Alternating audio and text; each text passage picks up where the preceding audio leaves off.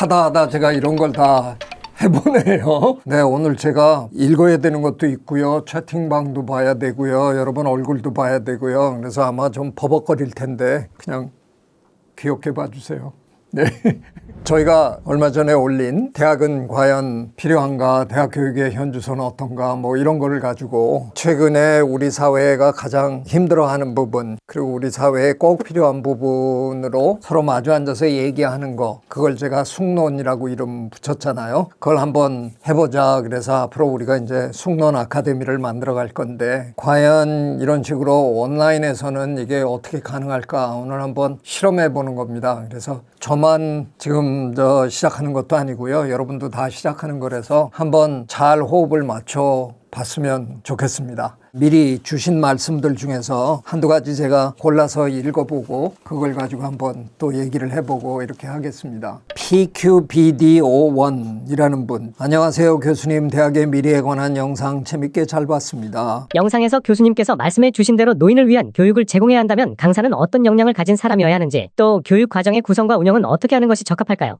네, 바로 이런 문제잖아요. 그래서 정말 우리가 필요를 일단 확인하고 그걸 어떻게 풀어갈지를 서로 얘기를 이제부터 해야 된다 하는 거죠. 그래서 저는 숙론의 장을 만들어 보자 하는 거예요. 이미 이분도 얘기하신 것처럼 여기서 성인과 노인을 아예 구분을 좀 하셨네요. 우리 띄운 동영상에서 말씀드린 것처럼 이제 많은 사람들이 굉장히 수명이 길어지고 오래 살 텐데, 정년은 딱 정해져 있는 이 상황에서 정년하고 난 다음에 30년, 40년, 어떤 분은 50년을 살아가셔야 되는데, 그 문제를 우리 사회가 앞으로 어떻게 풀어나갈까. 그 많은 분들을, 노동인구에 속하는 분들, 젊은 분들이 돈을 벌어서 다 먹여 살리려면 아마 받는 돈의 거의 3분의 1 정도를 세금으로 뺏기지 않을까 싶은데, 그나마 그런 돈을 정부가 받는다고 해서 또 제대로 된 교육을 시킬 건지, 이런 문제들이 앞으로 뭐 상당히 심각한 문제잖아요. 혹시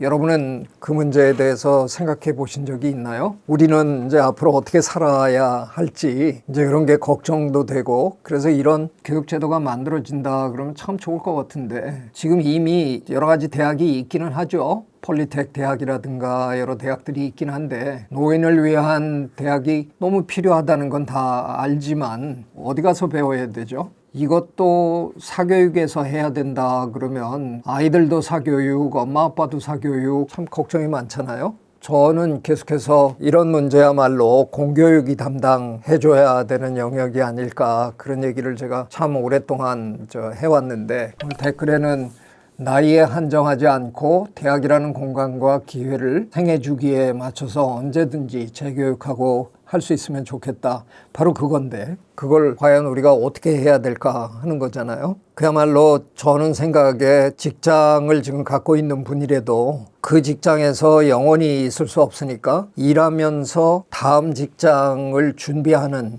그 과정을, 직장 생활을 하는 과정 속에서 이미 그런 과정이 포함되어 있어야 된다고 생각해요. 또 어떤 분은 고령의 인구가 취업을 못하는 게 과연 교육 문제냐. 당장 초중등고생 교육도 힘들어 죽겠는데, 저희 아버지도 퇴직하시고 하고 싶은 일들이 많으시지만 여전히 대학 졸업장들이 필요한 직군들이 많아서 이런 고민하셨네요. 제가 작년에 어쩌다가 서울대 졸업식 축사를 했던 얘기를 잠깐 드렸잖아요. 그때 제가 분명히 얘기한 게, 만약에 100년씩 살면서 60대, 70대에도 새로운 직장을 얻어야 된다, 그런 상황이 왔을 때 20몇 살 때 받은 서울대 졸업장을 들고 가서 70 먹은 노인이 나 서울대 나왔어요, 그래 본들 과연 그게 무슨 효력이 있을까? 전 정말 효력 없을 것 같거든요. 그 얘기는 우리가 이제 새롭게 준비해야 된다는 거잖아요. 그래서 아까 어떤 분이 과연 교육의 문제냐? 저는 교육의 문제라고 생각하는데요.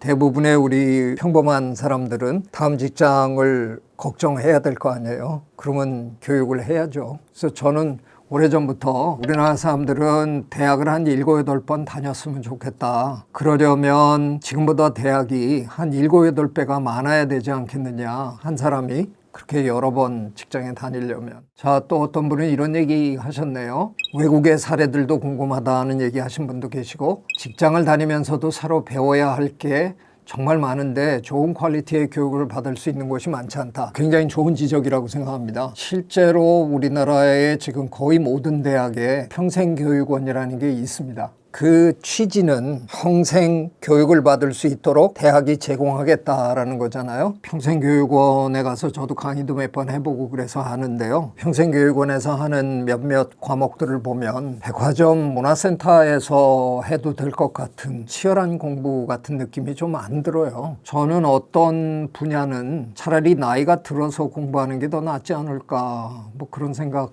또 해보거든요. 문화에 관련된, 예술에 관련된 비평이라든가 이런 것들도 나이가 들어서 배워도 충분히 할 수 있지 않을까, 뭐 이런 생각 참 많이 해요. 그래서 오히려 평생교육원이 지금처럼 그렇게 약간 애매한 공부만 시킬 게 아니라 정상적인 학위를 주는 그런 곳으로 탈바꿈하면서 늦게 해도 되는 공부 같은 것들은 그런 곳에서 학위를 받을 수 있게끔 이렇게 재배치를 하는 건 좀 어떨까. 문예 창작, 회화, 미술 뭐 이런 거는 저 지금이라도 해보고 싶은 생각이 있거든요. 아까 어떤 분이 질문하신 것처럼 그런 사람들은 누가 가르치나요? 제가 평생교육원에 가서 학위하고 제가 50대 가르치면 안 될까요? 하고 싶은데.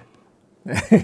채팅창에 올려주고 계신데 저 여기 보내주신 거 하나 더 읽어보고 하렵니다. 제가 느끼는 우리나라에 대한 의견을 말씀드리겠습니다. 대학은 부모들의 희망이나 허영심을 아이들을 통해 채워주는 수단이 되어버렸다. 대학은 조금 더 좋은 직장을 얻기 위한 간판이다. 대학은 그래도 그나마 약간의 신분 상승을 위한 도구이다. 여러분 생각은 어떠세요? 지금 우리나라의 대학의 현 주소를 적나라하게 지적하고 계신다고 저도 생각하는데요. 또 뭐 다른 분들 지금 채팅 보면 정말 공감합니다.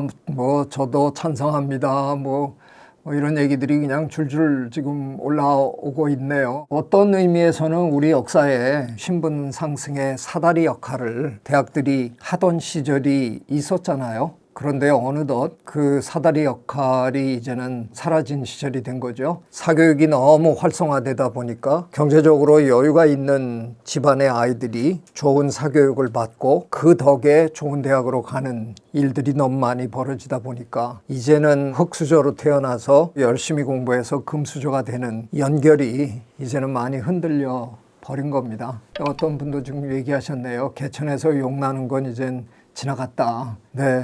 그래서 좀 안타깝습니다. 이제는 더 이상 대학이 신분 상승의 어떤 수단이라기보다는 진정 공부를 할 수 있는 곳이 돼야 되는 게 아닐까. 그래서 언제든 자기가 필요한 어떤 공부가 있다 그러면 내가 편하게 갈 수 있는 곳에 가서 그걸 배울 수 있는 그런 게 배움의 기관이 돼야 하는데 아직은 대학이 너무 신분 상승의 수단으로 쓰이는 면이 너무 많네요.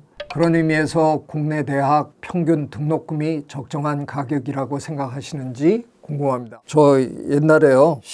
5, 6년 전에 얘기 잘못했다가 대학생들한테 몰매 맞을 뻔했어요. 대학 등록금 저 동결했을 때 제가 강력하게 반대했거든요.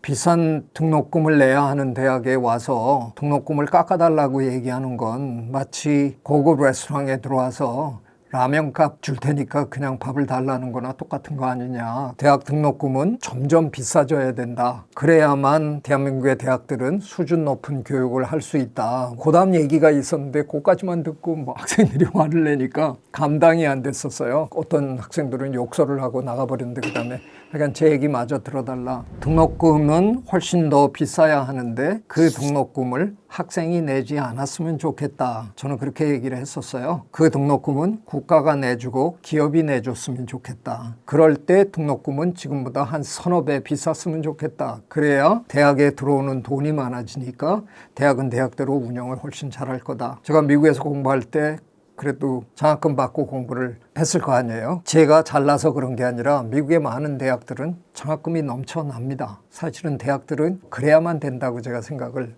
한 거죠. 그래서 저는 그런 시대가 왔으면 얼마나 좋을까.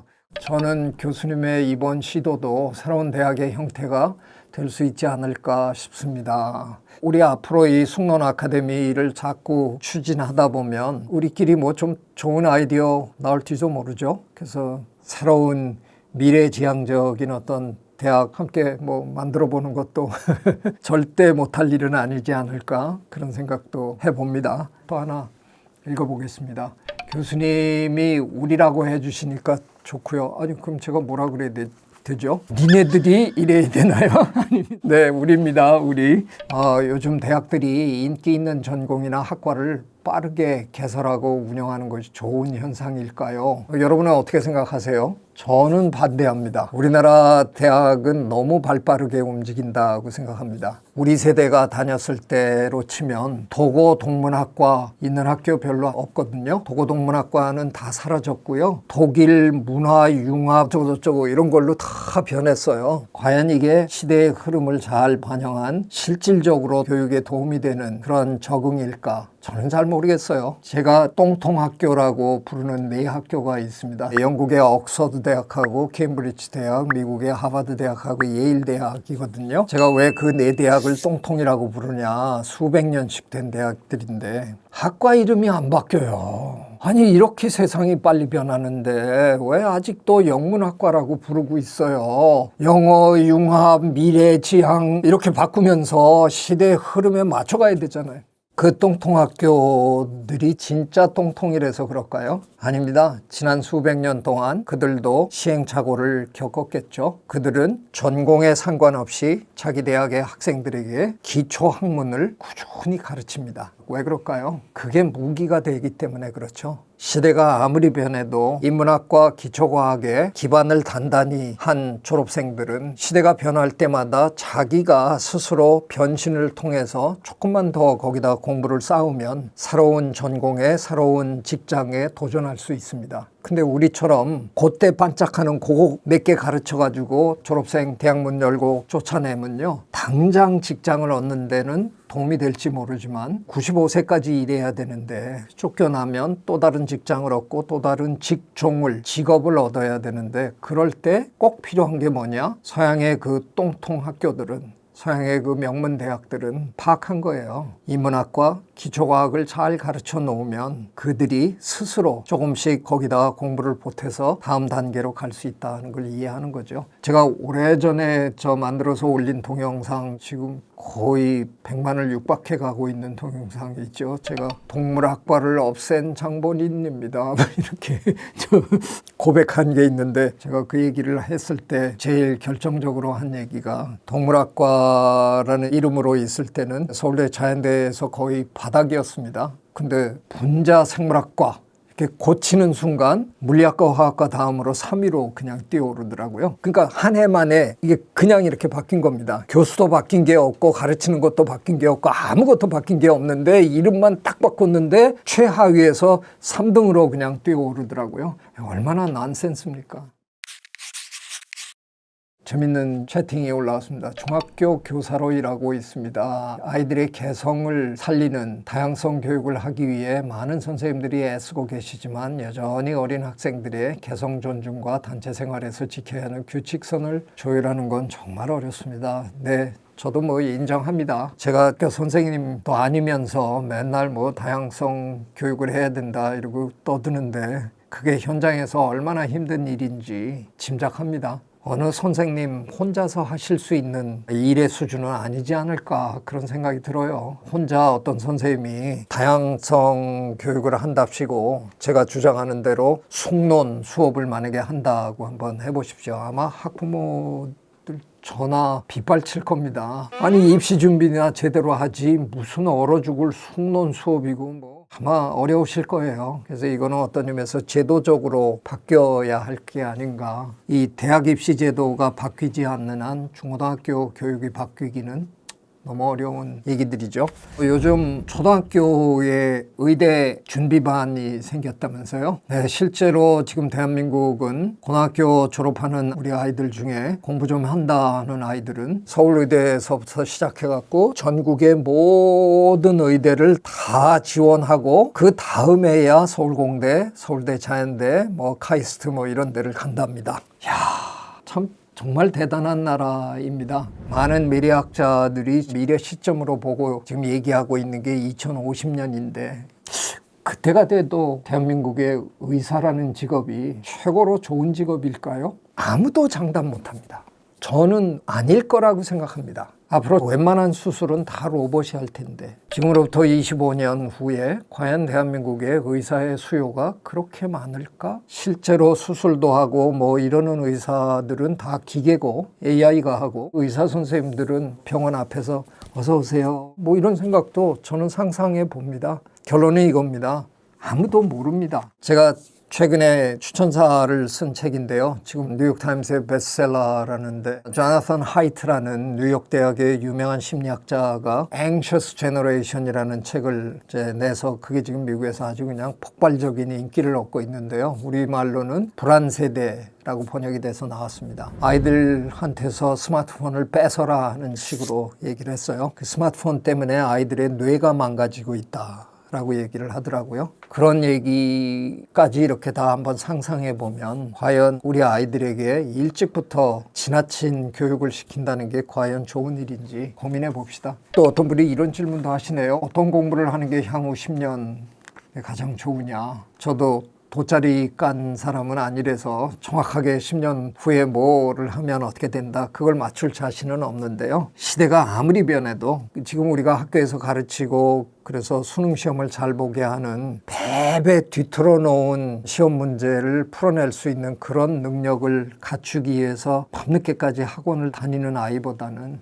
저는 스스로 책을 읽고 책의 의미를 이해하고 그거를 또 응용할 수 있는 사람, 기본적인 수학적 사고를 할 수 있는 사람, 뭐 이런 사람들 정도면 세상이 아무리 변해도 어느 정도의 적응력을 갖게 되지 않을까 그런 생각을 늘 하고 살아왔어요. 연장 수업해 주세요. 저희 이제 약속한 시간이 1분밖에 안 남았습니다. 처음에 말씀드린 것처럼 오늘 이거 저희 실험이었거든요. 저도 오늘 처음 하는 거라서 좀 어색했는데 몇 번 하다 보면 저도 좀 나아질지도 모르죠. 그리고 언젠가는 저희가 또 오프라인으로 숙련의 장을 하면서 온라인으로 채팅 하시는 분들하고도 또 한번 교류하는 그런 실험도 조만간 또 해볼 겁니다. 그래서 이런저런 여러 가지 실험을 하면서 자주 만나는 그런 기회를 만들어 보도록 하겠습니다. 네, 오늘 버벅거리는 거 들으시느라고 수고 많이 하셨습니다. 안녕히 계세요. 구독, 좋아요. I love you.